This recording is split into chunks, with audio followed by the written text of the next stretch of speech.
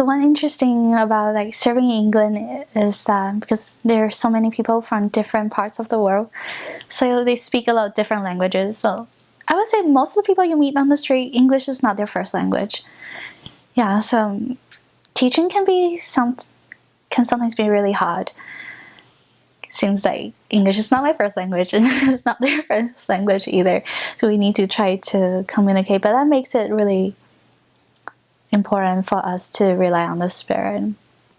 I remember we were teaching this man. He's from somewhere, a country in the Middle East.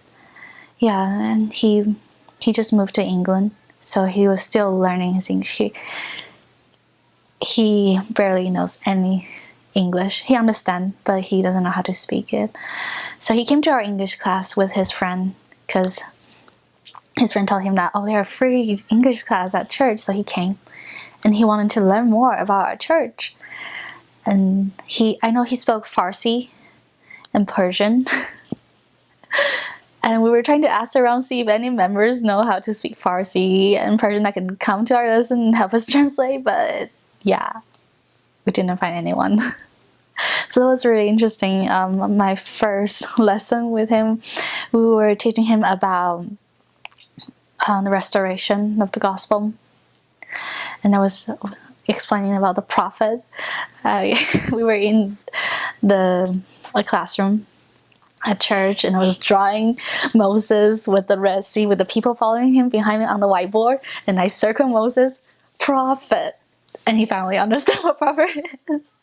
Yeah, and I was kind of frustrated with the situation because that language barrier. I was like, I was thinking, how am I going to teach him about the gospel if he couldn't understand? But then every time we go and teach him, me and my companion, we always say a prayer, and we pray that through the Spirit, he'll be able to understand what we say, and we will be able to know how to make our lesson simple, so it'll be easier for him to understand. And it's just amazing that every time we ask him a question, it takes him a long time to understand our question and answer us. But we try to keep it as simple as well. Like we will ask him that, do you believe that Jesus Christ is the Son of God? And he will always look at us in the eyes, and he will say, yes.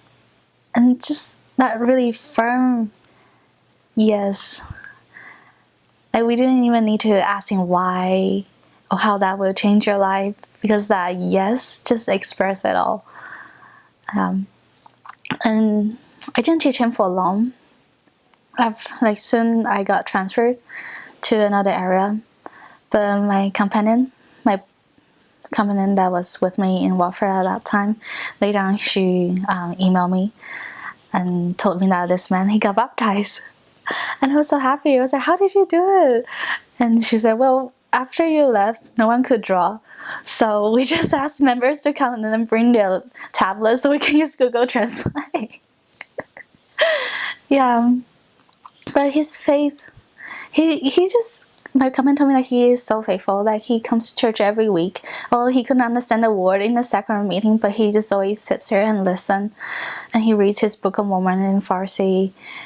And he doesn't say much, but you could tell from his eyes that he is feeling the Spirit.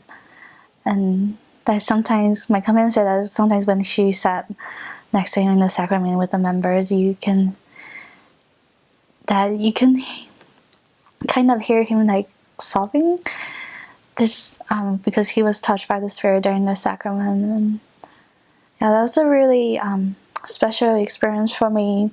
It helped me to know that language is really not a problem. Like if you're worried going on a mission and you don't know how to speak your mission language, or you don't speak English well, it's really not something that we should worry about, because it's not about what our investigators understand.